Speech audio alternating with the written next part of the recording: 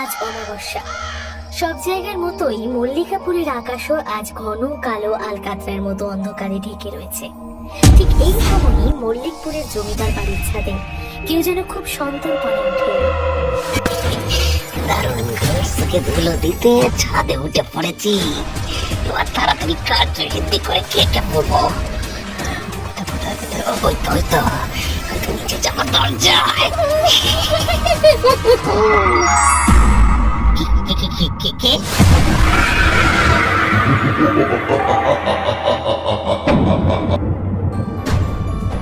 নিজের বিশাল বৈঠকখানার ঘরে কাশিরাম খুব অস্থির হয়ে পায়চারি করছিল। কাশিরাম এই মল্লিকপুরের সব থেকে সচেতন ব্যক্তি, যদিও সেটা শুধু লোকসমাজে, কিন্তু তার অন্তরালে কাশিরামের চোরা কারবারির ব্যবসা রয়েছে। একসময় সে ছিল মল্লিকপুরের নায়েব, কিন্তু টাকার তছরূপ করতে গিয়ে ধরা পড়ে আগের জমিদার তাকে ঘাড় ধাক্কা দিয়ে বের করে দিয়েছিলেন। সেই থেকেই কাশিরাম প্রতিশোধ নিতে চায়। এখন কাশিরামের সামনে 2-3 লোক কাঁচুমাচু মুখ করে তার সামনে দাঁড়িয়ে আছে। কাশিরাম রাগে চিৎকার করে বলে উঠল, এই নিয়ে আবার সেই একই ঘটনা। আর কত আমাদের আর কত লোক এইভাবে প্রাণ দেবে? আমরা কি করো কথা? জমিদার দুর্ভোগ কোথাকার, এখানে মাথা গরম রয়েছে, তার মধ্যে আবার তোর যাচ্ছে কথা। আমি কি করবো? তুই যাচ্ছে যে এসব কথা ছাড়। আমার বল কেমন হচ্ছে এরকম বাবা? কেন হচ্ছে? কেন আমরা অসফল হচ্ছি? একে একে সুজয়, গোপাল, ভম্বল সকলে জমিদার বাড়িতে গেছিল, কিন্তু সকলের মৃত্যু একরকম ভাবে হচ্ছে। হ্যাঁ কথা, ছাদের মধ্যে থেকে কেউ যেন ছুরি আছড়ে ফেলে দিয়েছে। আর ওই যে শেষ ছেলেটা মদনের থেতলে যাওয়া দেহটা দেখে তো আমারও কি গা গুলে উঠেছিল। কি ভয়াবহ! কি ভয়াবহ! মদনের চেহারা তো ছোটখাটো ছিল না। ওকে ওই ছাদ থেকে ছুঁড়ে ফেলার মানে যে বা যারা করেছে তার চেহারা 7 ফুট মতন হবে। আমি যেটা বুঝতে পারছি না যে 7 ফুট চেহারার লোক কি আদৌ হওয়া সম্ভব? কত এটা ভেবেই তো আমি পাগল হয়ে যাচ্ছি। বারবার এটাই ঘটে চলেছে। কিন্তু জমিদার বাবু তো নিপাত ভদ্রলোক। আমাদের ছেলেরা জমিদার বাড়ির চারিদিকে অনেক ঘোরাঘুরি করেছে, কিন্তু ওই রকম চেহারার একটা লোক ওদের কিন্তু চোখে পড়েনি। তারা কি করে হচ্ছে এগুলো? ওই বাড়ির মধ্যে যে গুপ্তধন রয়েছে সেটা তো দেশের সম্পদ নয়, ওতে পাল যুগের মুদ্রা রয়েছে। আমি যখন নায়েব ছিলাম তখনই ওটা হস্তগত করতে চেয়েছিলাম, কিন্তু ওই জমিদার ধরে ফেলেছিল। আমি জানি ওই মুদ্রা অমূল্য। কথা আমরা চেষ্টা করছি, কিন্তু ওই জমিদার বেটার কোনো বদ অভ্যাস নেই। না বেটা মদ খায়, না মাংস, আর না। কিন্তু মেয়ে মানুষ, সেই নেশা যে সব থেকে বড় নেশা, তার থেকে কি পুরুষ মানুষ বাঁচতে পারে? উর্বশী কাশিরামের একমাত্র মেয়ে, যার রূপ, তার অপূর্ব সৌন্দর্য দেখে তাকে অপ্সরার থেকে কোনো অংশে কম মনে হয় না। কি খুকি, তুই এখানে কি করছিস? আর সব কি বলছিস কি? হ্যাঁ আমি বাবা, আর আমি যা বলছি ভেবেই বলছি। এইভাবে একের পর এক আমাদের কত লোক মরবে বলতো। এতে তুই কি করতে পারবি? জমিদার মনোহর চক্রবর্তীর ছেলে তো আরো সৎ। যেটা এরা কেউ করতে পারেনি। বাবা তুমি তো জানো, পুরুষ মানুষের মন বড্ড দুর্বল। ছলে বলে কৌশলে এদের যত ফাঁদে ফেলবে, এরা ততই মন প্রাণ সব সঁপে দেবে। কিন্তু দিদিমণি, এই জমিদার কিন্তু খুব সৎ চরিত্রের ব্যক্তি। ওর নামে না কোনো কুচ্ছা নেই, বিয়ে হয়েছে বলেও কোনো খবর নেই। এমন একজন নিরস ব্যক্তি কি আদৌ এই প্রলোভনে পা দেবে দিদিমণি? দেবে ফটিকদা, দেবে। পুরুষদের বাইরের মোড়কটা যেমনই হোক না কেন, ভেতরটা সব এক। বাবা তুমি চিন্তা করো না, এবার ওই গুপ্তধন এই উর্বশী আদায় করে নিয়ে আসবে। কারণ নতুন নতুন পুরুষদের নিজের জালে আটকে ছটফট করতে দেখতে আমার যে বড্ড ভালো লাগে। মল্লিকপুরের জমিদার বাড়িতে আজকে খুব তোড়জোড় চলছে, কারণ আজ জমিদার গৌরবের জন্মদিন। সৎ, চরিত্রবান, প্রজাবৎসল জমিদার আজকে 34 বছর পেরিয়ে 35-এ পা দিতে চলেছে। আর নিজেদের প্রিয় জমিদারকে শুভেচ্ছা জানাতে দলে দলে লোক জমিদার বাড়ির সামনে একত্রিত হয়েছে। গৌরবের মা প্রভা দেবী গৌরবকে পায়েস খাইয়ে বললেন, তোর জীবনটা যেন এই পায়েসের মতো মিষ্টি হয়। অনেক অনেক উন্নতি কর বাবা। আর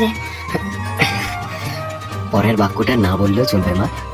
এত বছর ধরে তো বলছো, শুধু তুমি আমার সঙ্গে থেকো, আর কিছু চাই না। পাগল ছেলে আমার, মা বাবা কি আর সারা জীবন সন্তানের সঙ্গে থাকতে পারে? এই জন্যই তো আমার তোকে নিয়ে এত ভাবনা রে খোকা। মা, তুমি আজকের দিনে অন্তত শুরু করো না, তার চেয়ে বরং বলো আমার জন্মদিনের দুপুরের খাবারে তুমি তুমি রাজ্য তো। আমার কিন্তু শীতল মাছের মুইঠা চাই মা। হ্যাঁ রে হ্যাঁ, আমি আমি নিজের হাতেই সবটা করব, তোর কোনো চিন্তা নেই। বেশ বেশ, আমি তাহলে একবার ঘোড়ার গাড়ি নিয়ে ওই মল্লিকাপুর প্রদক্ষিণ করে আসি, কেমন? জানোই তো আমার শুভেচ্ছা জানাতে কত কত মানুষ পথে অপেক্ষা করে আছে। আসি মা। বেশ খোকা, যা তাড়াতাড়ি ফিরে আসিস। জমিদার গৌরব তার ঘোড়ার গাড়ি আর একদল পেয়াদা নিয়ে মল্লিকাপুর প্রদক্ষিণ করতে বেরিয়ে গেল। সকালের মিঠে রোদে গৌরব যখন প্রজাদের উদ্দেশ্যে হাত নাড়তে নাড়তে এগিয়ে চলল, ঠিক তখন একটি মেয়ে, বাঁচাও, দয়া করে আমাকে বাঁচাও, ওরা ওরা আমাকে মেরে ফেলবে। কে এটা? জমিদার বাবু কার সামনে এসে গেছে, সরিয়ে দে তাড়াতাড়ি। দাঁড়াও, আমি দেখছি কি হয়েছে ওর।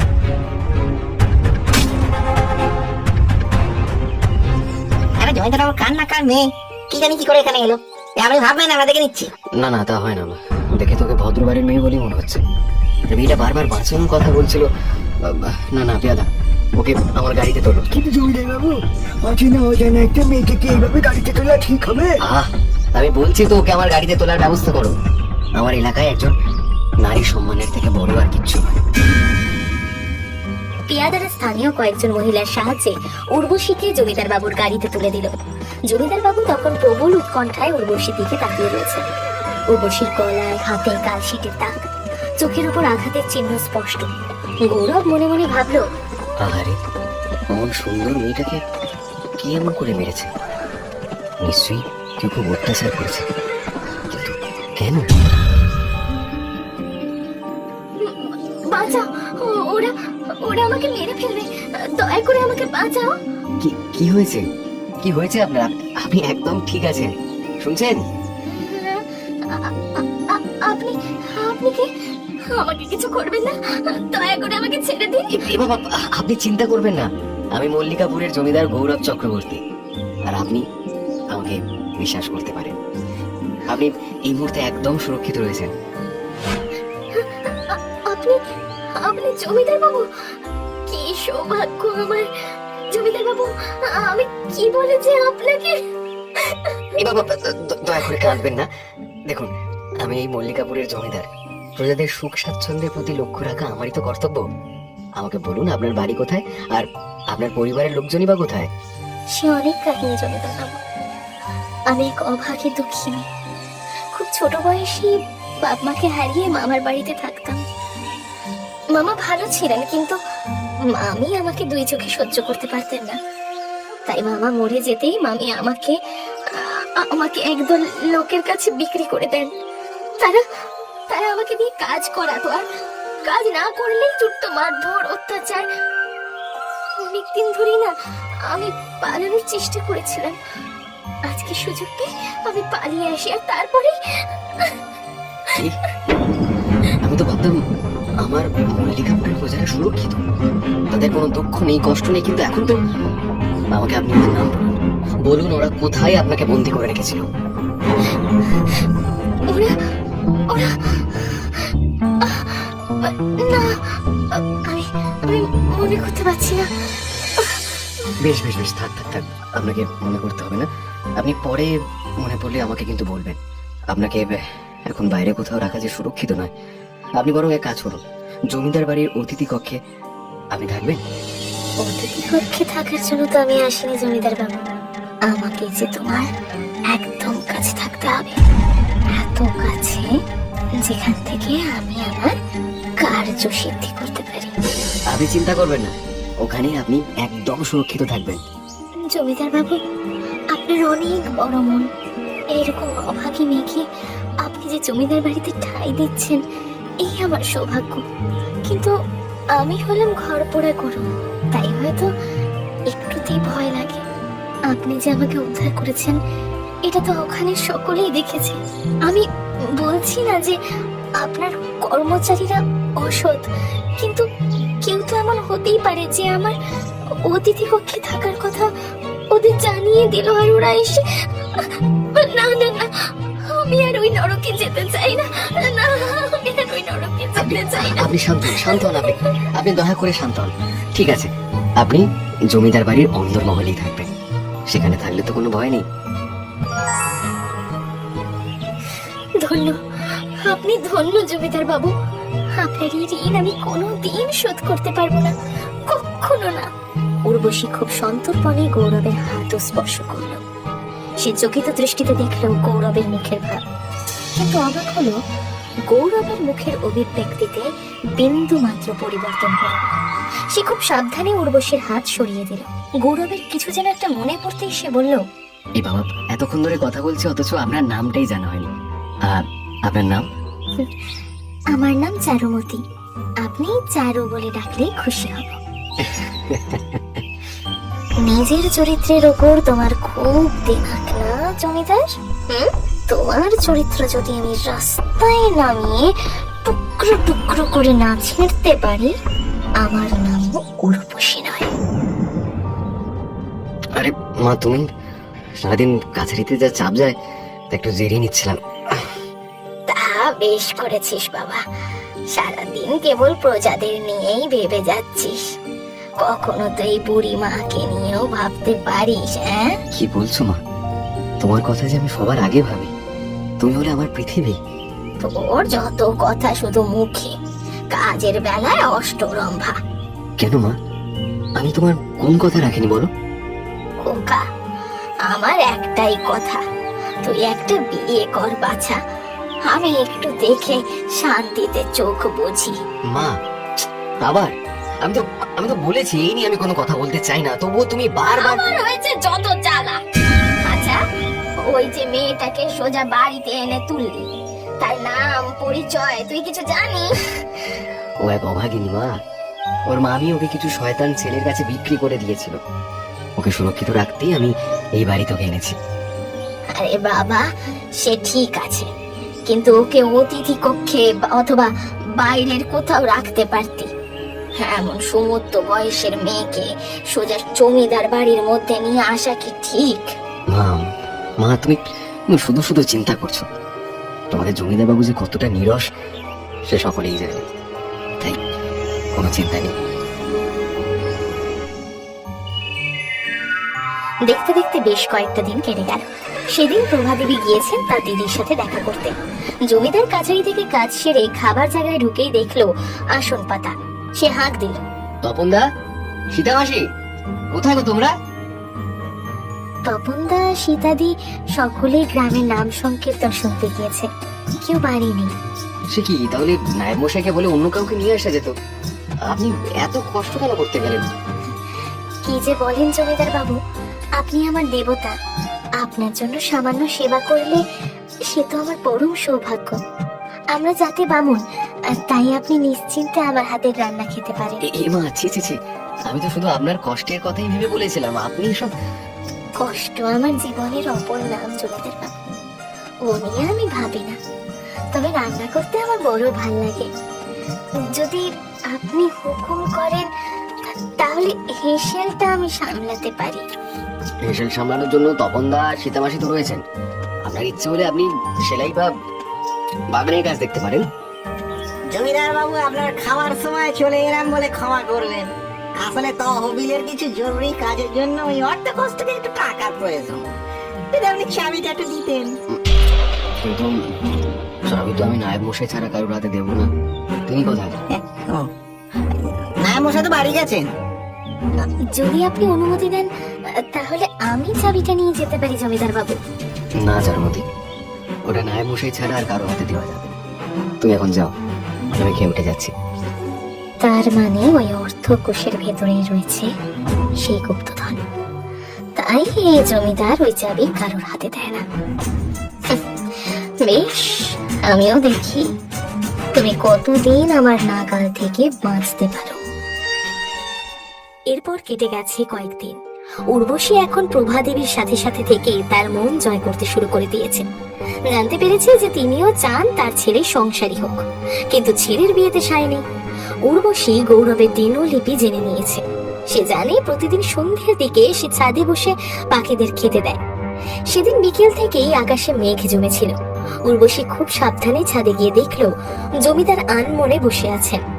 উর্বশী যেন হঠাৎ করেই ছাদে গেছে এমন ভাবে উঠে বলল, আরে জমিদার বাবু, আপনি এখানে? আমি তাহলে পরে আসবো। আরে না না, তা কেন, আসুন না। এই প্রকৃতি, এই পাখি কি আমার সম্পত্তি নাকি? যে কেউ আসতে পারে। না, আপনি এখানে সময় কাটাচ্ছেন, আমি থাকলে যদি ব্যাঘাত হয়? কোনো ব্যাঘাত হবে না, আপনি নিশ্চিন্তে থাকুন চারুমতি। জমিদার বাবু, আমি কিন্তু আপনাকে চারু ডাকতে বলেছিলাম, আর আমি আপনার চেয়ে অনেক ছোট, তাই আপনি বলে লজ্জা দেবেন না। এ বাবা, তা বললে কি হয়? আমি সব মহিলাদের আপনি বলেই সম্বোধন করি, আপনিও তার ব্যতিক্রম নন। আরে আরে, সাবধানে। কয়েকটা মুহূর্ত উর্বশী তখন যেন গৌরবকে নিজের সুন্দর বিলব শরীর দিয়ে মোহগ্রস্ত করতে চাইছে। সে চোখ বন্ধ করে রয়েছে। গৌরবও যেন অপ্রস্তুত হয়ে পড়েছে। আপনি আপনি সামান্য বজ্রপাতকে এত ভয় পাচ্ছেন? আমাকে ক্ষমা করবেন, আমি আসলে ভয় পেয়ে গিয়েছিলাম, ভুল বুঝবেন না আমায়। বেশ, এবারে নিচে যাওয়া যাক, যে কোনো সময় বৃষ্টি নামতে পারে।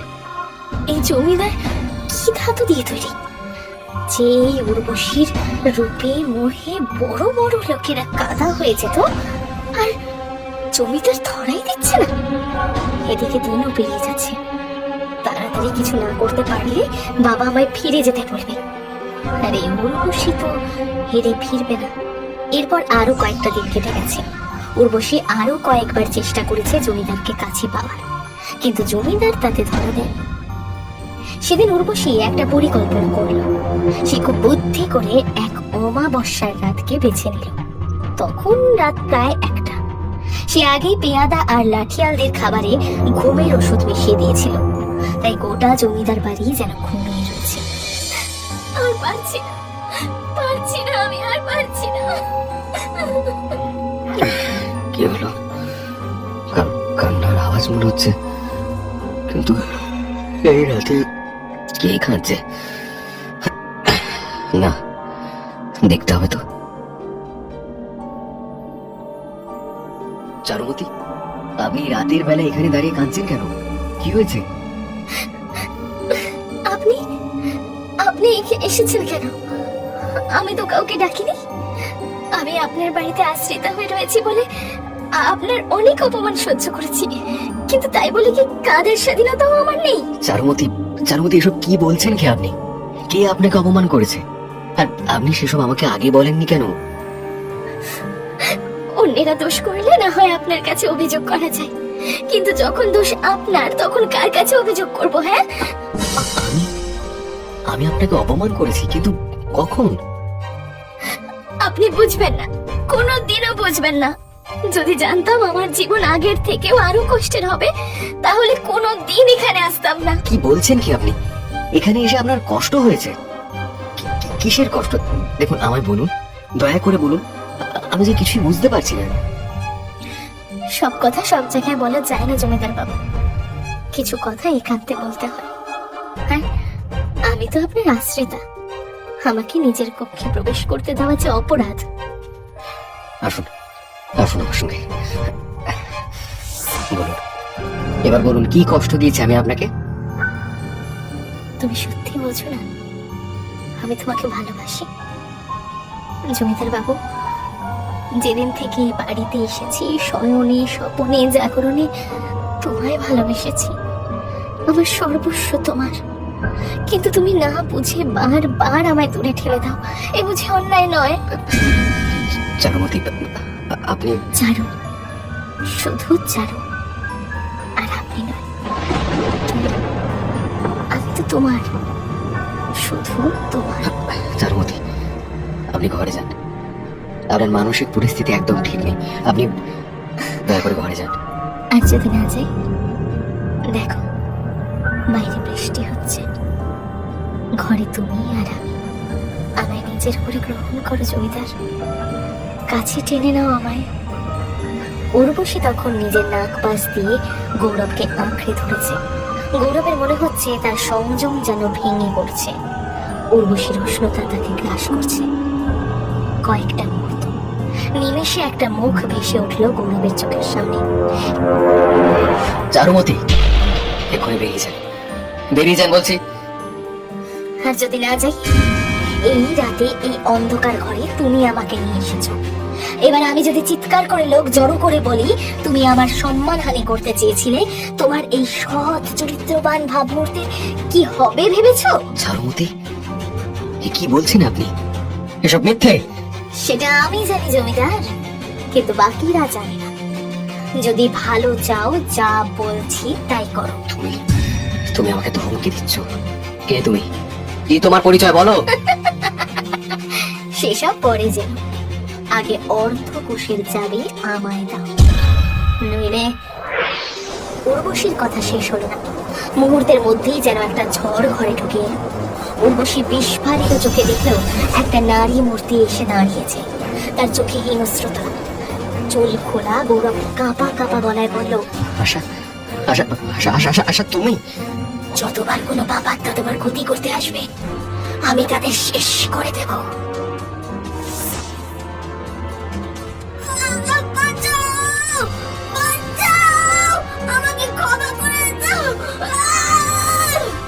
কিন্তু আশার সেদিকে ভ্রুক্ষেপ নেই।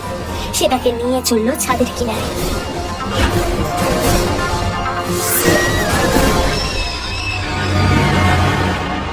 আশা, আশা, তুমি তুমি এসেছো? আশা, তুমি এসেছো? হ্যাঁ গো, মরে গেলেও আমি যে তোমার স্ত্রী গো, সেই দায়িত্ব পালন তো করতেই হবে। যতবার কেউ তোমার ক্ষতি করতে আসবে, আমি আসবো। এভাবেই দুষ্টের দমন করতে আসবো। এই জন্মে আমরা একসঙ্গে থাকতে পারিনি আশা, তবে পরের জন্মে আমরা আবার এক হব। কেমন?